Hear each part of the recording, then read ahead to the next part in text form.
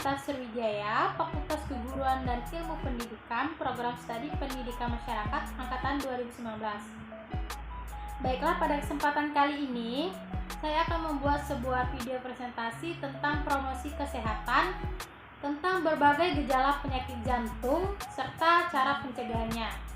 Nah, gejala penyakit jantung pada dasarnya terjadi karena kerja jantung tidak lagi efektif atau jantung tidak mendapatkan asupan oksigen yang cukup.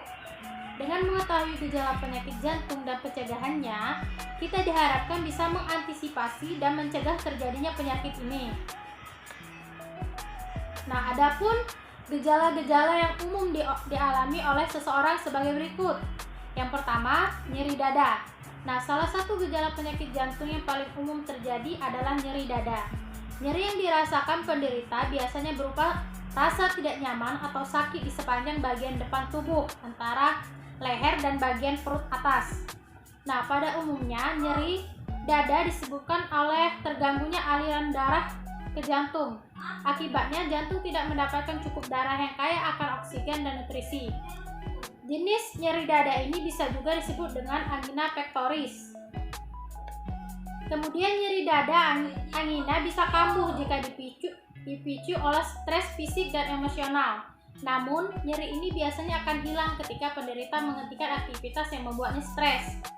Nyeri dada yang dirasakan pada setiap orang bisa beragam. Misalnya, dada terasa sangat berat seperti sedang ditimpa atau nyeri panas di dada. Nah, yang kedua itu sesak napas. Ketika jantung tidak bisa memompa darah sebagaimana mestinya, darah dari paru-paru yang seharusnya menuju ke jantung akan terhambat alirannya. Akibatnya, cairan akan menumpuk di paru-paru dan penderita pun menjadi sulit untuk bernapas. Kondisi ini disebut dengan edema paru dan biasanya terjadi pada gagal jantung. Tergantung keparahannya atau jenis gagal jantungnya, penderita bisa mengalami sesak napas dalam beberapa kondisi, seperti berikut ini. Yang pertama, saat beraktivitas berat. Yang kedua, saat sedang beristirahat atau beraktivitas ringan. Dan yang ketiga, saat berbaring atau terlentang. Nah, gejala yang ketiga adalah pembengkakan di betis, kaki, atau pergelangan kaki. Kaki bengkak juga merupakan gejala penyakit jantung yang umum dialami. Kondisi ini terjadi ketika otot jantung tidak dapat bekerja dengan optimal dan menyebabkan aliran darah balik dari bagian bawah tubuh tidak bisa kembali ke jantung. Akibatnya, darah bertahan di kaki dan tidak terjadilah penumpukan cairan atau edema di sana. Kemudian, aliran darah yang terhambat tidak hanya menyebabkan kaki bengkak, tetapi juga nyeri, pegal-pegal, dan rasa tidak nyaman pada otot-otot kaki atau bisa juga mati rasa. Nah, gejala ini sering muncul terutama saat penderita berjalan atau berolahraga. Namun, biasanya akan hilang setelah kaki diistirahatkan dan diangkat selama beberapa menit. Kemudian gejala yang keempat adalah kelelahan. Rasa lelah tentu memiliki berbagai penyebab. Seringkali hanya berarti bahwa Anda perlu lebih banyak istirahat.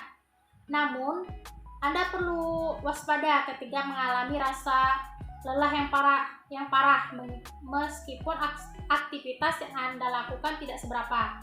Karena itu bisa menjadi gejala penyakit yang lebih serius, termasuk penyakit jantung. Nah, kelelahan yang perlu diwaspadai sebagai gejala penyakit jantung.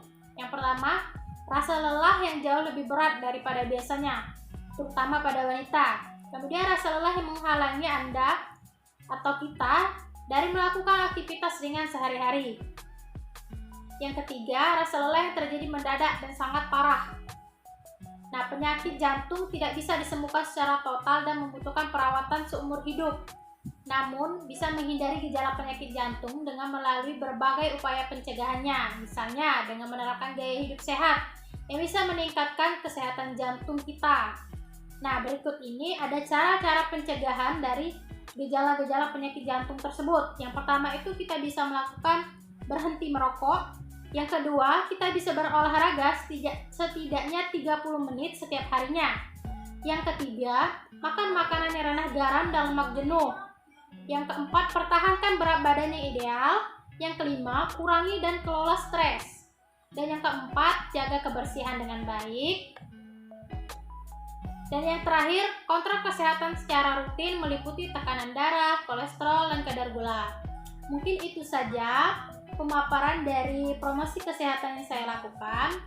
Lebih dan kurang saya mohon maaf.